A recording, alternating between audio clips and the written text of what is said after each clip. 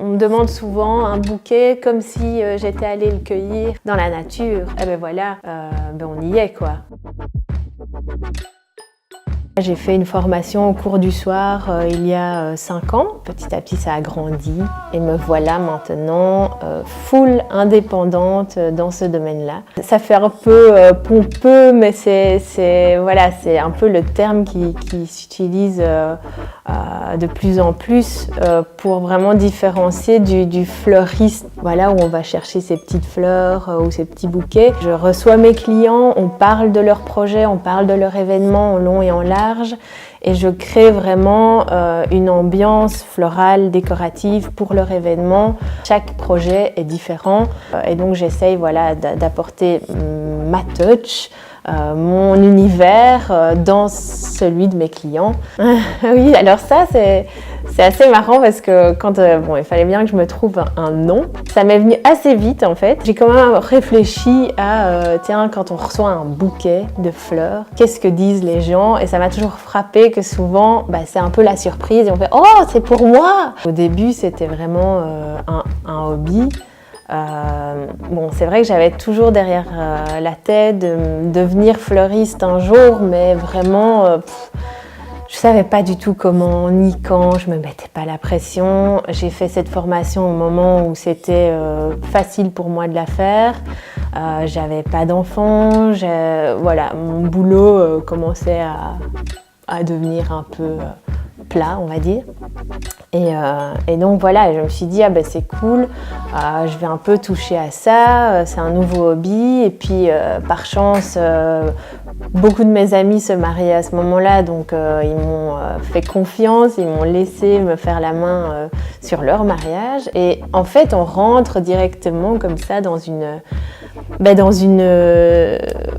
on fait une page Facebook et puis des gens viennent à vous et puis ça grossit et ça grandit.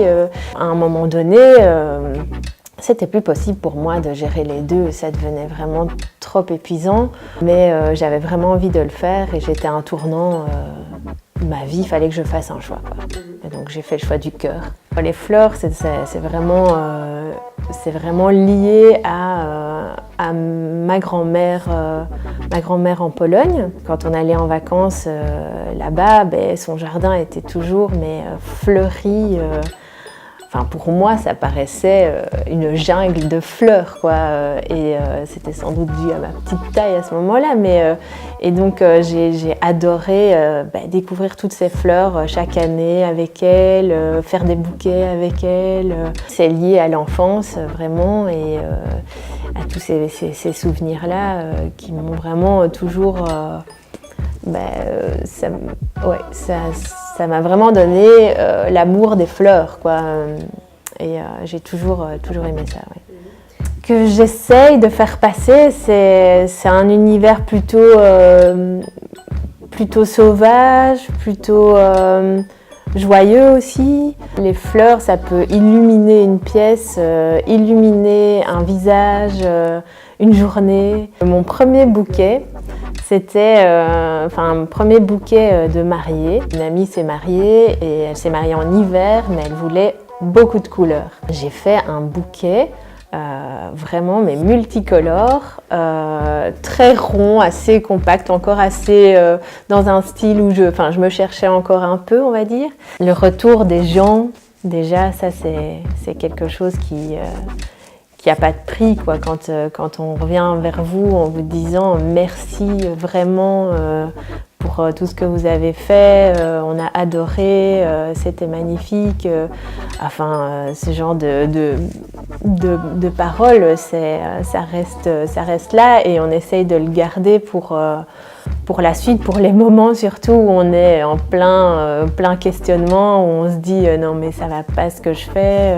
J'ai eu la chance de collaborer avec une personne d'ici, Alexia Deville, qui est créatrice de papier peint et qui m'avait contactée à l'époque parce qu'elle voulait faire une vidéo de lancement pour sa nouvelle collection, une vidéo artistique. C'était vraiment un assez gros projet. J'ai pu participer à ce projet Et de là, comme les réunions se faisaient dans son bureau ici, à la Vallée, j'ai réussi à avoir un atelier parce qu'il y en avait un qui se libérait dans mes conditions. Donc on est devenus amis depuis et ça c'était vraiment une super collaboration parce que ça m'a emmenée dans un nouveau monde que je connaissais pas mais qui m'attirait depuis très longtemps.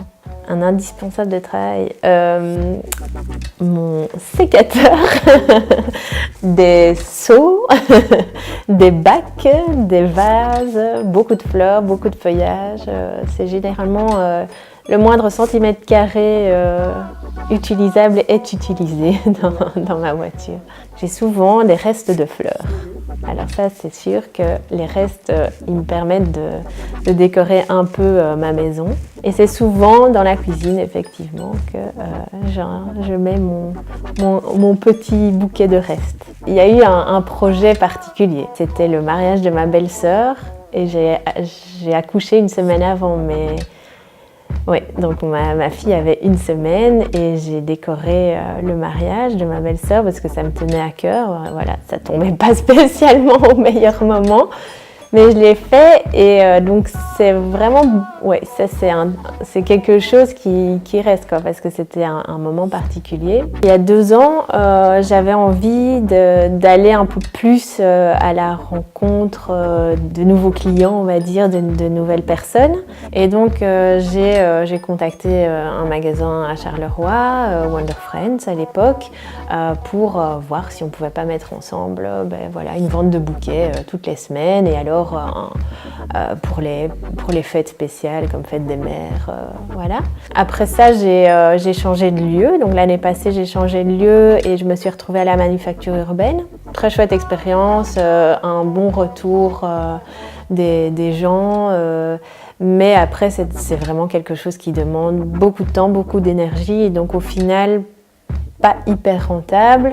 Il faut garder en tête justement d'évoluer. Enfin, moi, c'est quelque chose qui est important pour moi. Et puis, juste regarder un peu la nature, regarder ce que mon grossiste aussi a à m'apporter. Écouter les gens, écouter les tendances, sans pour autant rentrer dedans aller à pieds joints, mais je veux dire essayer de trouver aussi dans ce qui se fait ou ce qui commence à arriver, où je peux y mettre ma sensibilité, comment je peux voilà, faire évoluer mes produits et ma créativité là-dedans.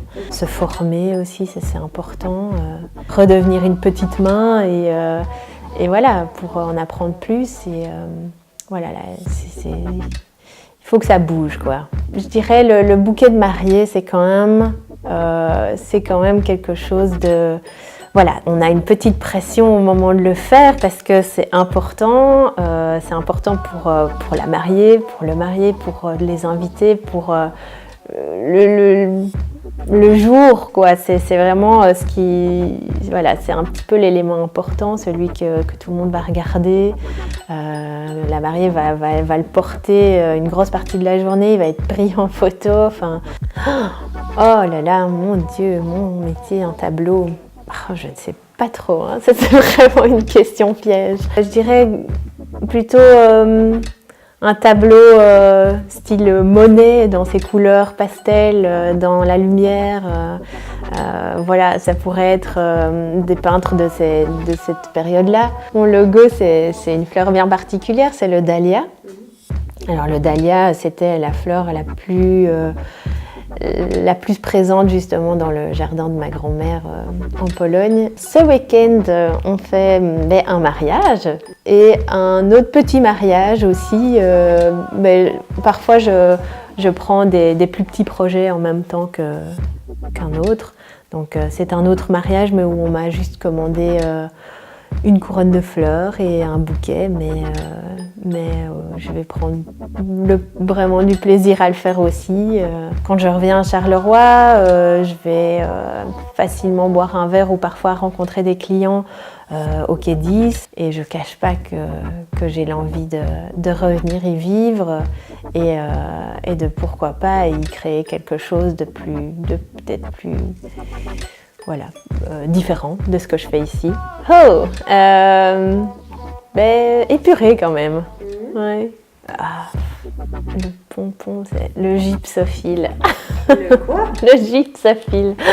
C'est une fleur que tout le monde adore et qui sent mais la pisse de chat. Tout le monde veut ça, mais voilà, ça c'est vraiment le truc. Je pense que tous les fleuristes en ont marre d'entendre parler du gypsophile. C'est un métier, c'est pas que je pourrais en parler pendant des heures, mais il y a plein de choses. Il y a plein de choses qui découlent de ce métier que je ne m'attendais pas et vraiment de plus en plus les collaborations amènent vraiment vers de nouvelles perspectives, me font réfléchir, me donnent des nouvelles envies et je pense que c'est vraiment important quand on travaille son art entre guillemets ou quand on entreprend quelque chose, c'est vraiment de pas rester tout seul trop souvent et de s'ouvrir et de pas avoir peur d'aller vers les autres parce que ça peut vraiment ouvrir à des nouveaux champs des possibles qui peut être vraiment énorme et donc voilà.